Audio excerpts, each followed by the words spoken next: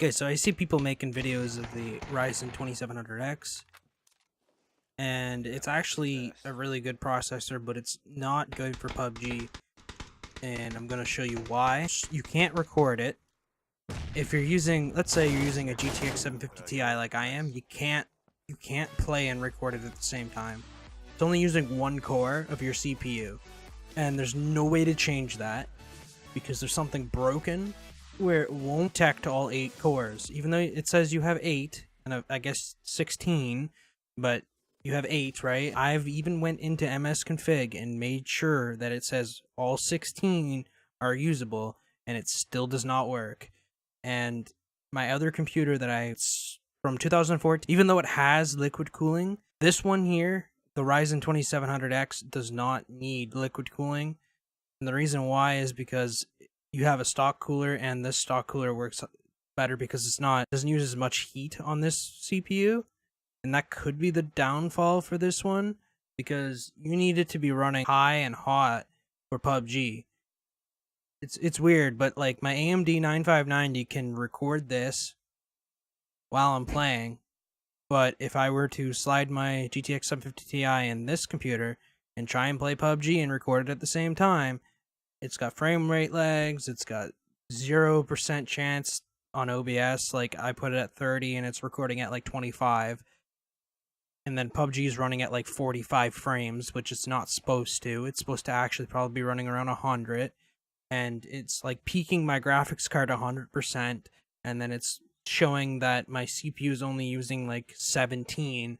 So they need to put out an update to fix that. So if I were to continue to probably want to stream or play PUBG, I'm going to have to put my graphics card back in my other computer, because my other computer can only run with a graphics card in it, because it's an AMD 9590.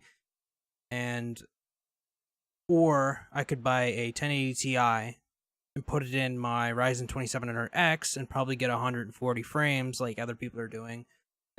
But that's stupid, because even if I do that, it's still going to bottleneck the graphics card, because it's not going to be using enough CPU to play the game. So it's the same way here, like it's bottlenecking my graphics card. That's what it's doing. So this was another example here of when I had a dual core PC that I found, and I used it for maybe 3 or 2 days or whatever.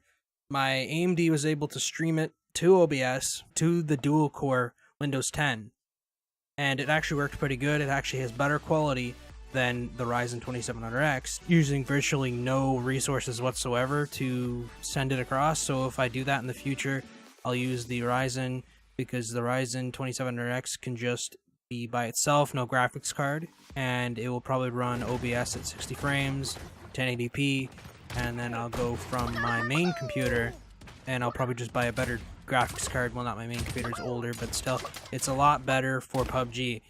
All the other games work actually perfectly fine with the Ryzen 2700X. So if you go to like Fortnite, that other game, all of your cores, doesn't matter how many cores you have on your CPU, you should be able to use them all. I don't understand why this game's going like, oh, you can't do that.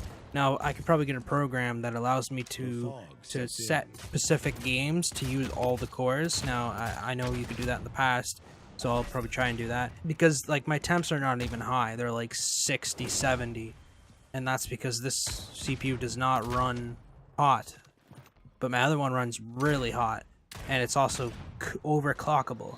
So this one here isn't overclockable, so why isn't PUBG running at max? You know what I'm saying? But whatever. So I left the gameplay of Realm Royale, so